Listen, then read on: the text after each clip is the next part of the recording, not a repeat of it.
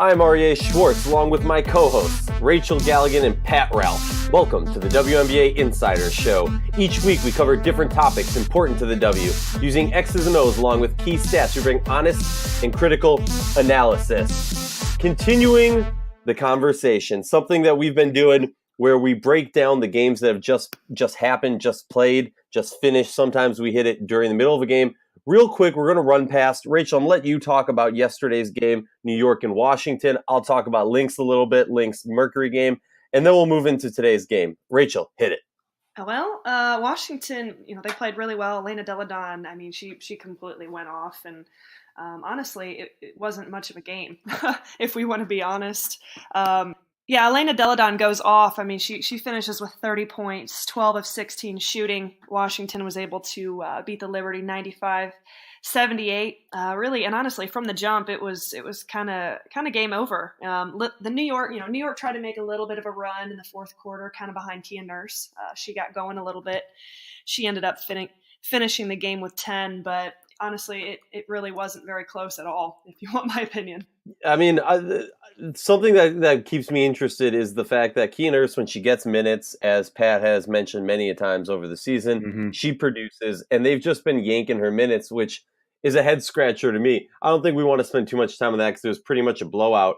Last night's bigger game, Minnesota Lynx traveled to Phoenix to take on the Mercury. I don't even know how to word this game. Maya Moore goes off. Now, a lot of people were talking about how great Maya played. And something that I want to keep in mind is Maya Moore in the first quarter scores 18 points.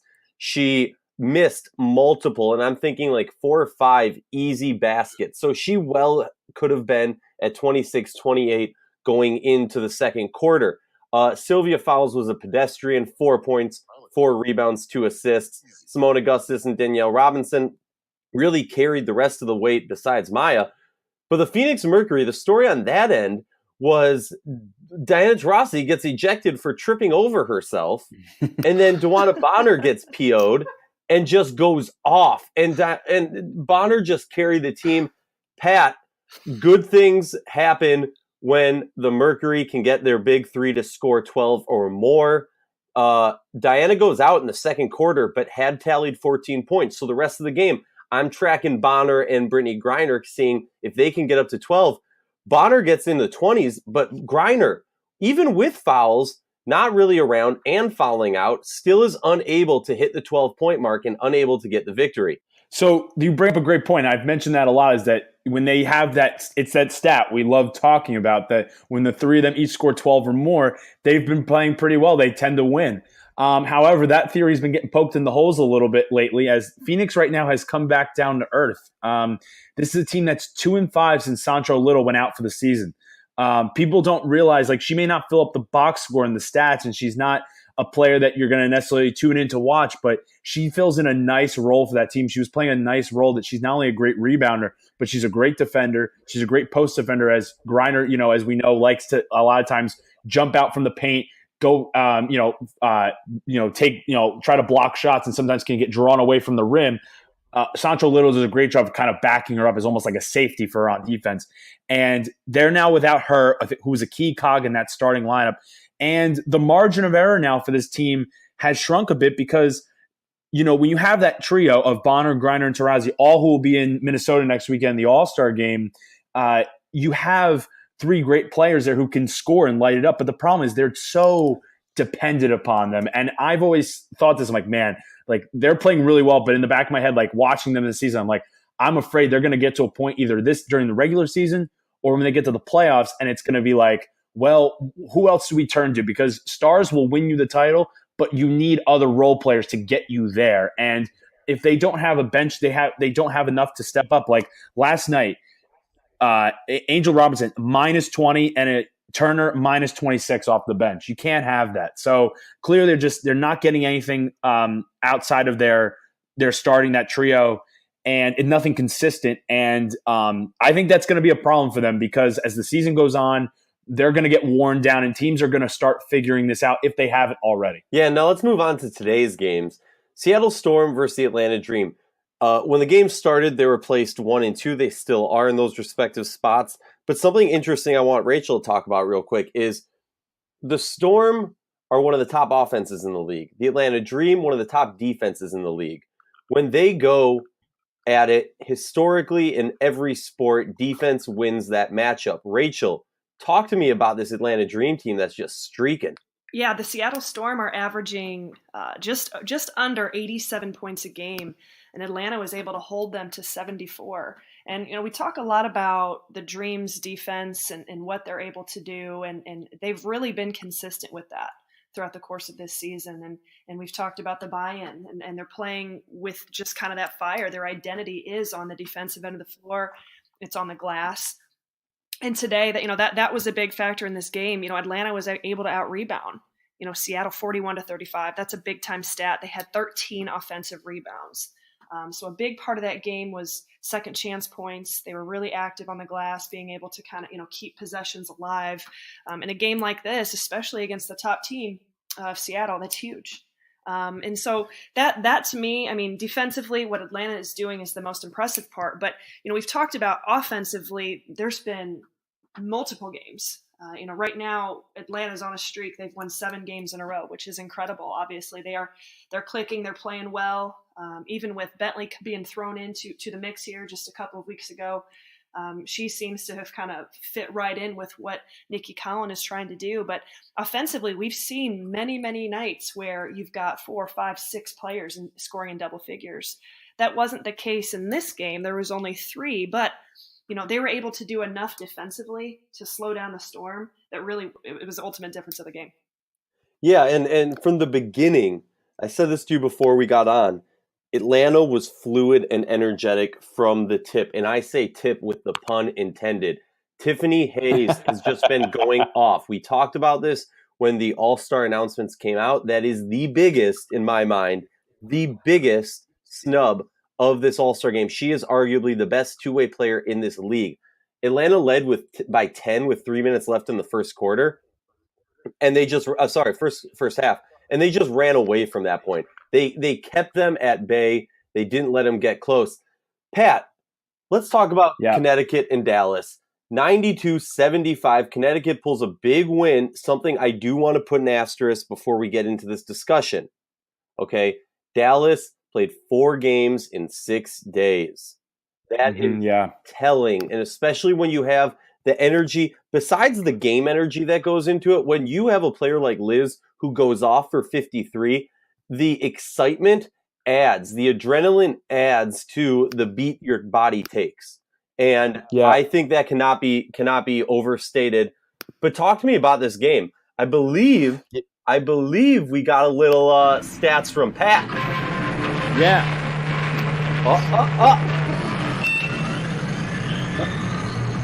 What we got? What is that? Is that a microwave? That's a computer compiling your stats, Pat. Bring it to me. All right. Well, we'll get to the stat in a minute. We're going to get to that, but let's talk about the game first. And then I have a stat here that might make our Dallas Wings fans out there who listen feel a little bit better despite the blowout today. So, as you mentioned, I think you bring up a great point. Dallas has played 4 in their last 6. This has been a really busy week. We've seen this in the league. Some weeks teams get very light schedules where they get a game or 2 on the schedule. Other teams get 4 games. Dallas had the short end of the stick this week. Connecticut came out ready to play in that first quarter. They came out. I mean, you shoot 50% from 3, 50% overall from the field. Energy out rebounded them. Played well defensively. Just an overall collective effort. There's really not anywhere here that I'm like, what was something that made Dallas did right? So obviously, Cam Beige gave him a double-double, 25. She didn't give him 53 like Rachel would have liked to see, but still, you get a good game from her. I think Dallas is like worn out. They came off the Chicago game, all the adrenaline from beating Washington and then New York earlier in the week. So I think Connecticut took advantage of it, and that's a big win for Connecticut because, Rachel, I know you're a believer in Connecticut, and I know you're sticking by them and stuff, and I think they needed something like this on the road to just kind of right the ship because they've just been it's been so topsy-turvy over the last month. And maybe this could be something that, is the thing they need to push them forward and stuff. I'm encouraged to see Jonquil Jones. She comes off the bench tonight, 24 minutes, gets 15 points on 7-11 shooting. You need that. That's really good. I hope that you want to see that maybe this is what rights the ship for them and they're able to make a late season push. after the All-Star break.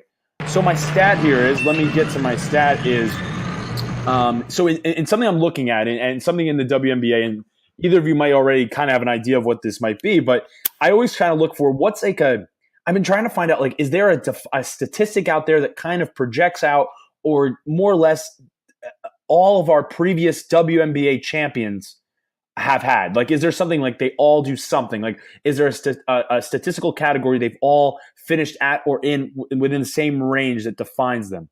If for NBA fans out there, it's, we've had for the last 10 years, the teams that finished top 10 in offensive and defensive efficiency have won the title. In college basketball, it's the teams that finish in the top 20 of offensive and defensive efficiency have won the title. So I want to know, what is that in the WNBA? What is that that defining statistic that prolongs throughout the season? And I was looking around and from my research and from what I was able to find right now, that there's one team right now in over the course of the last 10 years, the WNBA champion has finished top 4 in both offensive and defensive rating, offensive, defensive efficiency. Right now, if the season were to stop today, there is only one team that can lay claim to that category, and that is the Dallas Wings. That should, again, it's early. A lot can change. We still have 8 or so games to go. We still have the playoffs. But if I'm a Wings fan, history shows that's a positive sign. And yes, I mean, there's a lot of things that we could get into about the Wings that can say, well, maybe that doesn't paint the whole picture. But just based on statistics and based on a trend that we've seen over the last 10 years in the league, that is something that Wings fans should go to sleep feeling pretty good tonight. I think we've got to bring up the play of Shakina Strickland. I mean, good Lord, she goes 8 for 11 from the 3-point line, tying the WNBA record. Yeah. Yes, which is incredible. I mean, she was feeling it, and I think Connecticut, I'm not surprised by them because of what we've seen from them from the beginning. Yeah, they hit a lull, they hit some rough patches, literally some rough patches, but they're well coached, you guys. And tonight, six players in double figures. We even had another ejection tonight with Agumake getting thrown out. Did you guys see that? Yeah, that was great. So that was probably the only maybe downfall within their game today. But great win by the Connecticut Sun. I think you're seeing Courtney Williams. She's playing at a high level. She is such an important part of what they're doing. You've got people who are back and healthy, and so don't be surprised. The Sun are going to go on a run here. Yeah, I mean they're a team that I think everybody and I fell victim to this also because of their hot start and then that big dip. Everybody started to worry a lot more. They had a little bit of an easier schedule early on in the season, but I do think this trade and maybe the animosity in the locker room has kind of gotten this team to a mindset that says it's us against the world. And nothing is better for a team that is skilled but has lacked somewhat of direction and drive of recent than something like that to happen. So I'm not saying, physicality and beef within the locker room is what's going to get them the championship, but I am saying that it might help them in this specific season. Moving on to a battle of the bottoms, as we're saying, the Fever lose 74-88 against the Aces. And something that I want to say before we even get into this game, I'm going to let Rachel speak about this a little bit. Las Vegas, they are just doing everything right, and every WNBA team needs to look at them and take note. Because they are backing their players like nobody else. Driving down the strip, I haven't been there, but I'm talking to friends who have been there. They see giant signs with multiple WNBA players on it, not just Asia Wilson. Multiple players from that team. They go around to different casinos and bars, and they're seeing giant cutouts and other things.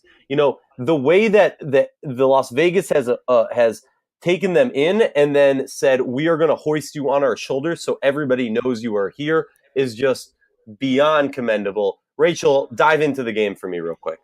Well, just real quick on that. I mean, after talking with Kelsey Plum and Kayla McBride and different people within the franchise, I mean, the players feel that themselves too. They're just so excited to be a part of what they're doing there in Las Vegas, and the hype that's being built around the city and the things that they're doing. I mean, just to kind of echo what you were saying, I think, Las Vegas is doing a tremendous job, but just the Aces in general, I kind of take a little bit of offense, even though I shouldn't, with the battle of the bottoms, because it's crazy. Like, I don't even consider Las Vegas as like a bottom tier team right now. With what they're doing, they've won 6 of their last 7 games. And so, like, to me, they're a major threat within the league. It's like any given night, they're able to just like go beat anybody. And you're seeing players, everyone's clicking. This is obviously a new team. This is a lot of new players kind of put together. And like, they're playing extremely well. Obviously, A'ja Wilson is doing what she's doing. She's going to get Rookie of the Year. You've got Kayla McBride, who's playing. Don't count out Azare. No, I'm joking. She's kidding. Don't worry. I'm not even gonna acknowledge that. You've got Kayla McBride, who's an all-star. She's having an all-star season. Kelsey Plum continues to be Kelsey Plum, for probably these last, I would say, maybe 3 or 4 weeks. She's really upped her level of play to a higher level. And you've got some support staff. Carolyn Swords is coming in and being really steady and consistent. Tonight she finished with 12, 5 of 7 shooting.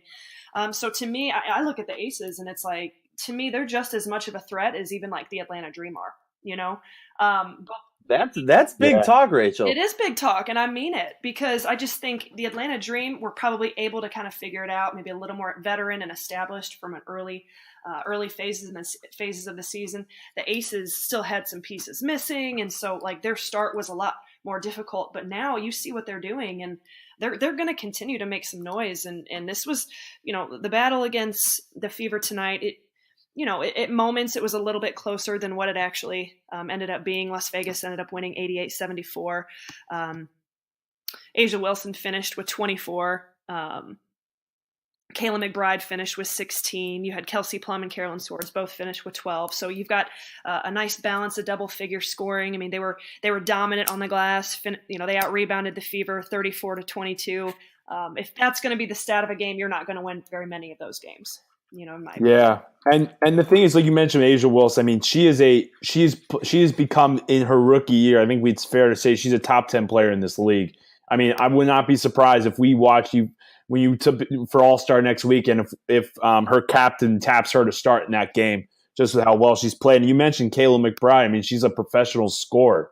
You have you have a couple franchise pieces there, Kelsey Plum, like that you can build around. And when you have a player of A'ja Wilson's talent and her potential, and she's just around, she makes her teammates better and stuff. And it's good to see, because, the beginning of the year, and with that, I'm never going to forget that opening night loss to Connecticut when they just got ran off the floor. And, after that, we were just like, oh my God. Like, obviously we came in the season with very low expectations, but we knew that, seeing what they're doing now has been a real breath of fresh air. And, as I said, they're only one game out of that 8th spot. And like, if they make the playoffs, great. If they don't, that's fine too. But they're a team that we see now that next year could take the next step and get back into that playoff, mix. See, I get what you guys are saying, and part of me agrees with you. I just think it's going to be so hard for the Aces to break into this playoff mix this year, just because let's look at the teams that are teetering, right now. And obviously, with the way this season's going,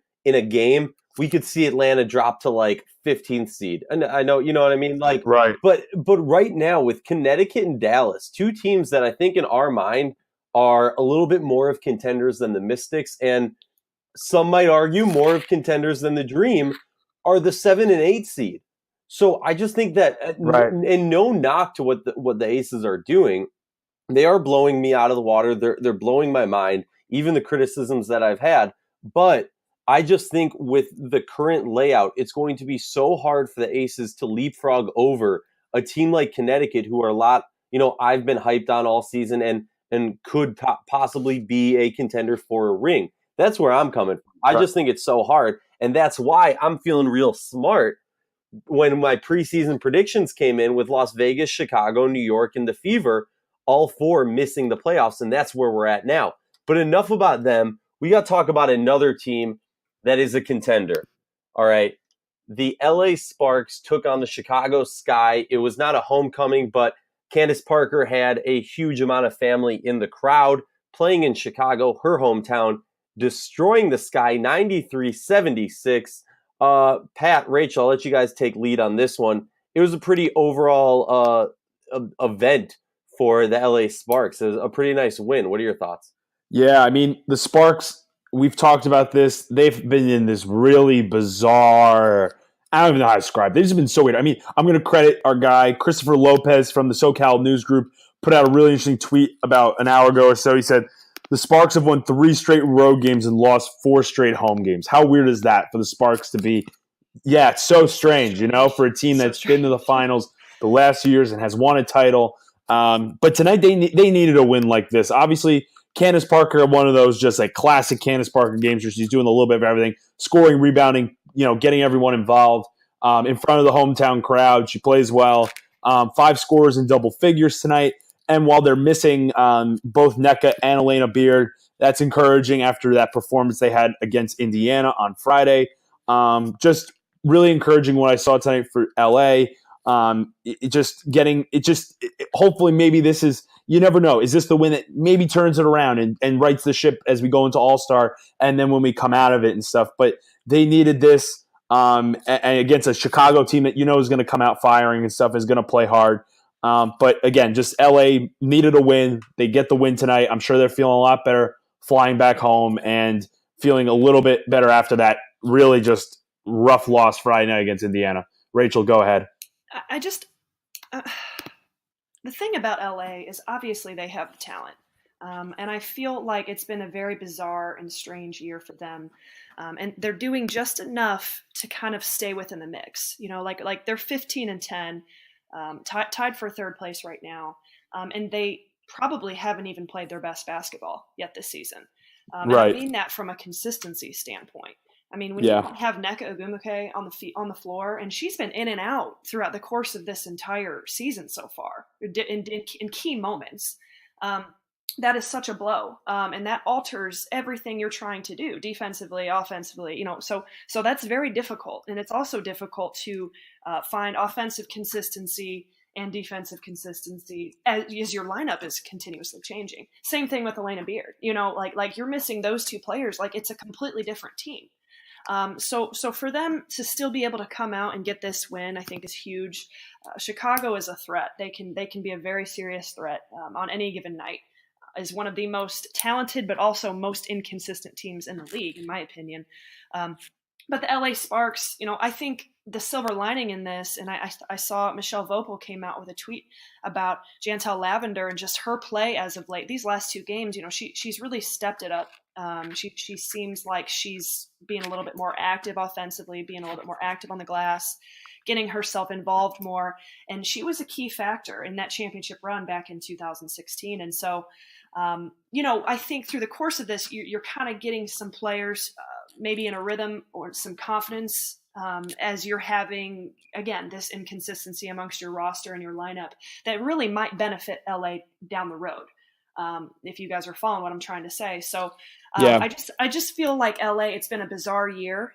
They're still doing just enough to still kind of be in a good positioning, but I don't think we've seen them play their best yet this season. And I think there's something big time to be said about that.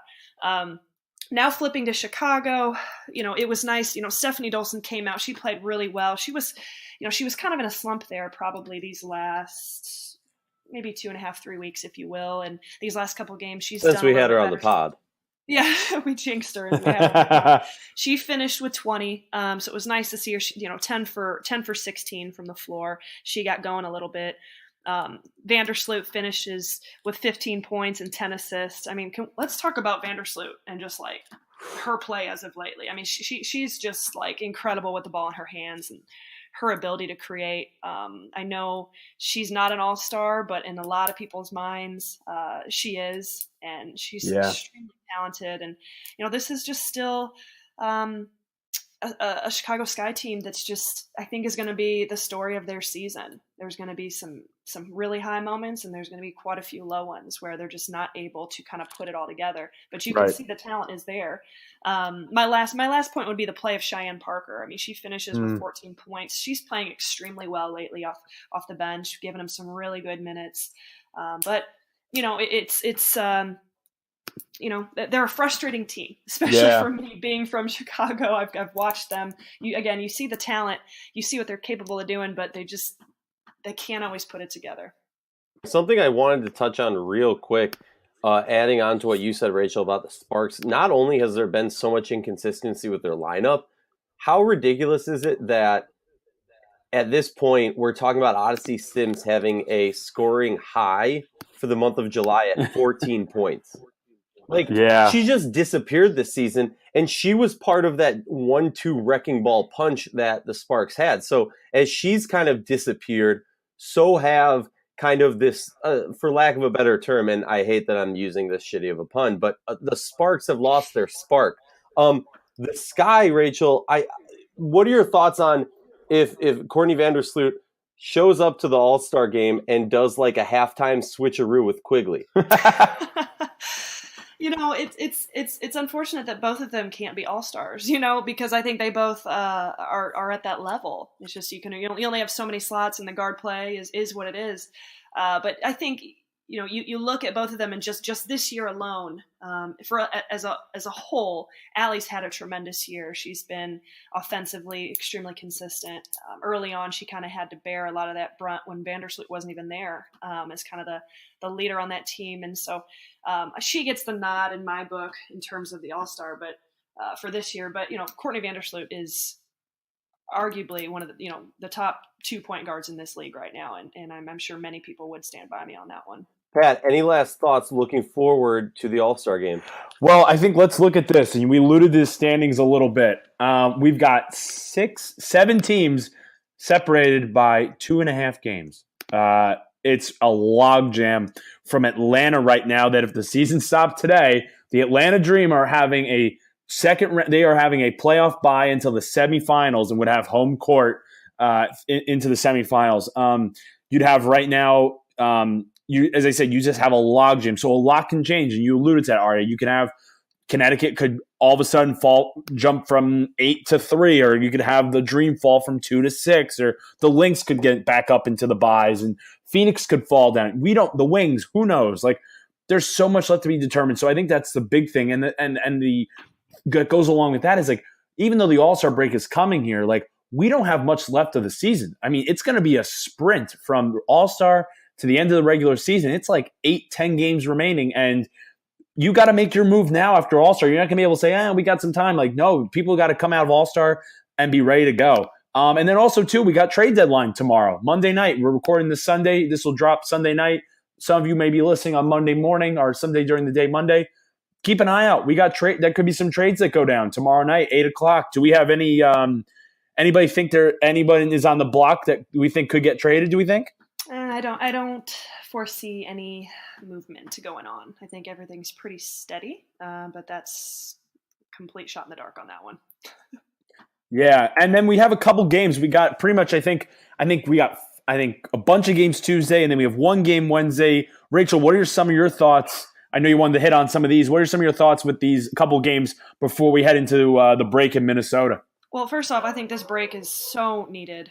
These players, these staffs, everybody needs this break desperately. But, we can't get too far ahead of ourselves. There's still a ton that's going to happen this week. Even before that, we've got 5 games. The Washington Mystics are at the Connecticut Sun on Tuesday. That's a big-time matchup. Seattle Storm are going to be at the Indiana Fever on Tuesday as well. I will be there. If you're there, give me a shout. That one, or don't give her a shout. That one maybe not as exciting in terms of standings, but you never know. I mean, what if Indiana is able to pull? They've been knocking off everybody else every now and then, so why not knock off the Storm? Hey, if the Storm want to win a championship, stats say that they should lose to the Fever. Just saying. Interesting. And then you've got the Liberty headed to Minnesota, and then Atlanta at LA, which is a very interesting game. So on Tuesday night, the 2 games that interest me the most: Mystics, Sun, Dream, and Sparks. And then you end it this week with the Sky at Phoenix, which is an interesting game because the Phoenix not playing well at home in this homestand right now. They went on the road for that big stretch. They struggled a little bit, and then it was this big sigh of relief, man, we're at home, we're going to take care of business. Well, they've dropped the last 2.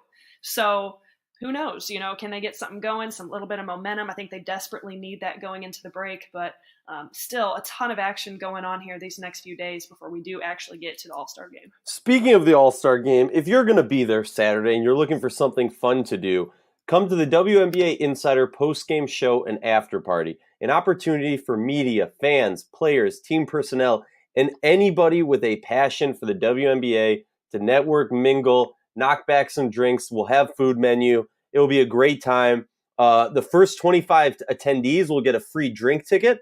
There's no cover. We're going to do a live podcast from there, folks, with live Q&A from the people in the crowd. And we're going to have some special guests for this podcast. So make sure if you're in Minnesota, even if you're not going to the All-Star game, you want to be here at Kieran's Irish Pub right across the street from the Target Center. Make sure you're there. This has been the WNBA Insider Show with me, Aria Schwartz, Rachel Galligan, and Pat Ralph. Each week we cover different topics important to the W.